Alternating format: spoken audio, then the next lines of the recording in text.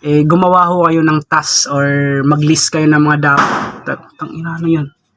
Tangina, nagbabarila na dito guys. Yo, what's up and hello everyone. So for today's video, no? Puta ina. Parang pamilyar sa ano natin na, parang may pamilyar tayo sa ano ba? Parang may katulad tayo sa intro natin. So ngayon is magtuturo tayo. Tangina, magtuturo. Ano ka, coach? So, yap. Tama yung narinig niya is magtuturo tayo. Since dati, nung nagsisimula ako na gumawa ng videos or gumawa ng content ko, no?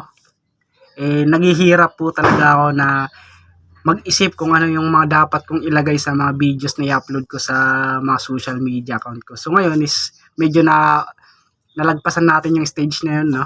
So, mag-share tayo para makatulong rin tayo sa mga gustong pumasok sa